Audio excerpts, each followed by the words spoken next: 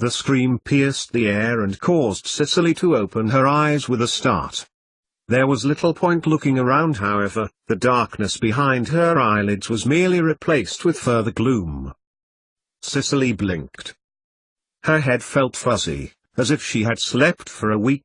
She could sleep more. And felt around her. Whatever it was she was lying on felt cold and lifeless, as if it had spent 1,000 years in whatever place this was. She felt her heart pounding in her ears as she waited for, well, anything that might either accompany the scream which had awoken her, or shed light on what, or to whom, it had belonged. Shed light. The ground was hard beneath her. The cold something. Not her hammock. Cicely swallowed a couple of times painfully. Her mouth was dry, her lips cracked. She felt sick, like a lubber would at the first toe on plank. Her stomach rumbled, but the last thing she wanted was food. As several men, soldiers, riflemen dash. Cicely reached up to her head and rubbed it.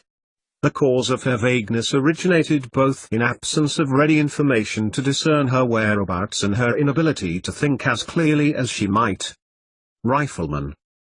Cicely exhaled, then inhaled the stale air around her, and throughout her body an ache, as if she had worked her body hard and it was finally thanking her for rest. She forced her mind to focus on what she knew. On what she remembered. On her last memories. Then closed her eyes again, which, of course, made no difference to the level of luminosity in her environs. She had boarded the Thorn with the men. With the regiment, of that she was sure. Cicely remembered clearly the feeling of elation and pride as she stepped aboard a Royal Naval ship again, a sloop akin to surprise. The familiarity of the ropes under her fingers as she and Matthew Harris were put to work within moments of their prior experience being relayed to the Thorn's captain. She wasn't in her hammock, of that she was certain. Was she still aboard the Thorn?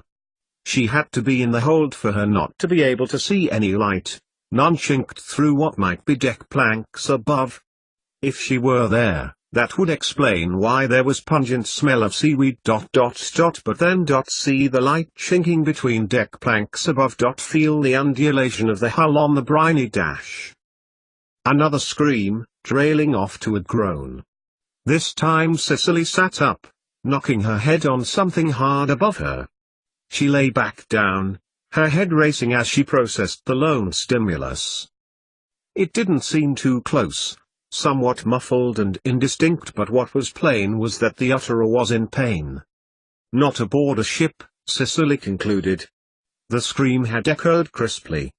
Had they been aboard a ship it would have been muffled, as if the edges had been absorbed by the timber. She fought to piece together events, anything that made sense and would help her deduce her whereabouts. And her whereabouts, she knew even less about those. Blocking the scream and any associated consequences from her mind, Cicely fought to concentrate. Major Blunt had boarded the Thorn with his men on the 3rd September. She was certain of the date, for Fletcher had recounted that it was on that such day that a battle in the English Civil War had been fought, and won by the parliamentarians. Cicely remembered because she was most certain that the Royal Navy would never spend its time remembering battle anniversaries.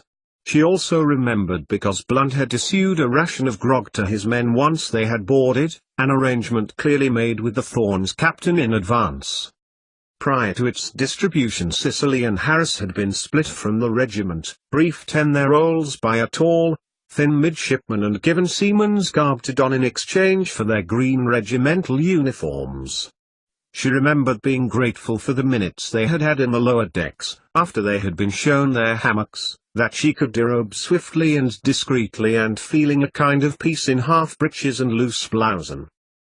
The incumbent salts aboard the Thorn had welcomed them as kin. It was what all sailors did. All were brothers. Family.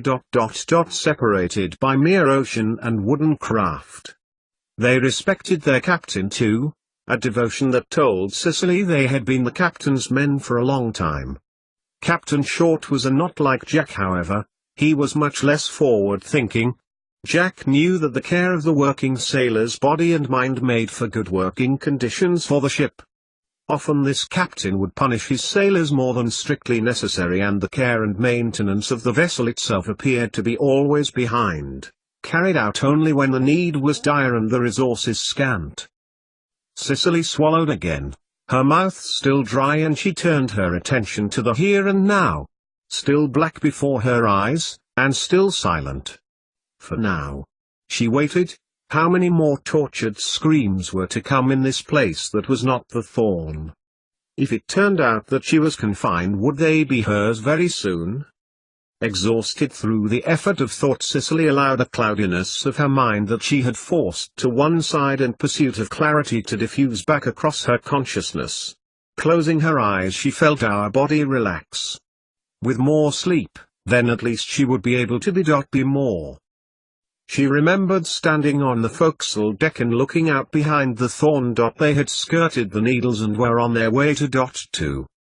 She had seen Surprise, she knew it. Cicely had recognized her immediately from her sheet configuration and the pattern of her bearing in the water. Perhaps it had been accompanying them. Perhaps she could get aboard. Have got aboard. Have got. Somehow? 88,888,888. Yes, of course. The Royal N wouldn't lower itself to remember battle anniversaries. Especially anything which might happen on 21st October.